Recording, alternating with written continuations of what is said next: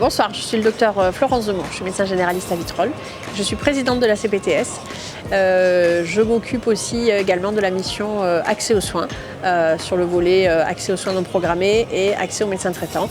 Je ne m'en occupe pas toute seule, je m'en occupe avec le docteur Jonathan Bligardi pour les soins non programmés et le docteur Laure Guillot pour l'accès aux médecins traitants.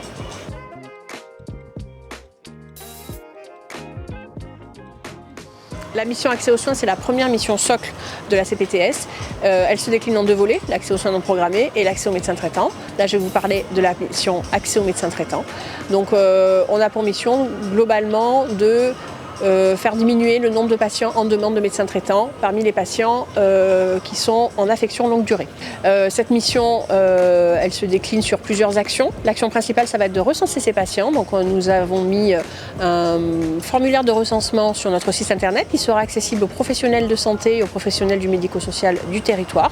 C'est-à-dire qu'un patient qui est sans médecin traitant ne va pas pouvoir nous solliciter directement, mais il va pouvoir être recensé par son pharmacien, si c'est un patient qui est un EHPAD, ce sera l'EHPAD qui pourra nous le signaler. Si c'est un patient qui est repéré par un CCAS par exemple, par un autre professionnel de santé, ces professionnels pourront remplir le formulaire et signaler que le patient est en recherche de médecin traitant sur le territoire de la CPTS. Ensuite, nous allons traiter la demande, nous allons convoquer le patient pour recevoir le patient pour essayer d'évaluer s'il a des besoins particuliers en termes de maintien à domicile, en termes de prise en charge médico-sociale. On va essayer aussi de rationaliser son dossier médical pour pouvoir globalement simplifier la tâche de son futur médecin traitant.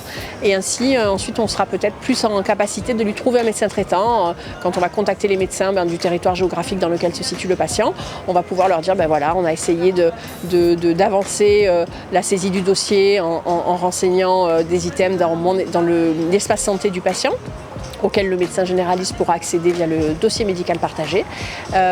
Et puis aussi, on essaiera d'avancer un petit peu toutes les démarches qui permettront d'améliorer la prise en charge globale du patient. Et tout ça, c'est pour essayer de faire gagner du temps médical au médecin qui recevra ce patient. Cette mission accès aux médecins traitants, elle comporte aussi d'autres volets. On va travailler sur tout ce qui peut faire gagner du temps aux médecins, parce qu'aujourd'hui, le problème des médecins, c'est qu'ils sont pas assez nombreux pour la quantité et le volume de patients qu'on leur demande de prendre en charge. Donc, on va essayer de leur faire gagner du temps médical en leur proposant de prendre des assistants médicaux, de travailler avec des infirmières de délégués de santé publique, de travailler avec des IPA. On va essayer de les sensibiliser à certaines prises en charge comme de l'éducation thérapeutique qui peuvent être proposées aux patients et que les médecins n'ont pas le temps de faire en consultation. On va aussi travailler avec les collectivités sur tout ce qui peut faire gagner du temps aux médecins, c'est-à-dire travailler sur des choses qui nous prennent du temps et qui ne sont pas forcément très utiles, comme certains certificats qui reposent sur nous et qui finalement nous font perdre un petit peu de temps et qui surtout entraînent des consultations qui ne sont pas forcément justifiées médicalement. Et on va travailler aussi sur l'éducation à la population en fait. Est-ce qu'il y a des fois où il y a vraiment besoin de consulter? Est-ce que les patients sont suffisamment conscients du fait que s'ils ratent un rendez-vous, c'est de l'accès aux soins perdus pour quelqu'un d'autre? C'est des choses sur lesquelles on voudrait travailler. Et tout ça, ça a pour but vraiment de faire gagner du temps au médecin et de pouvoir améliorer son temps disponible pour l'ensemble de la patientèle. Évidemment, l'autre volet de la mission accès aux soins, qui est l'accès aux soins non programmés, permet aussi de fluidifier certains adressages rapides vers les médecins. Et évidemment, si tout est plus facile en termes d'accès aux soins non programmés, peut-être qu'aussi on arrive aussi à améliorer l'accès aux médecins traitants et vice-versa.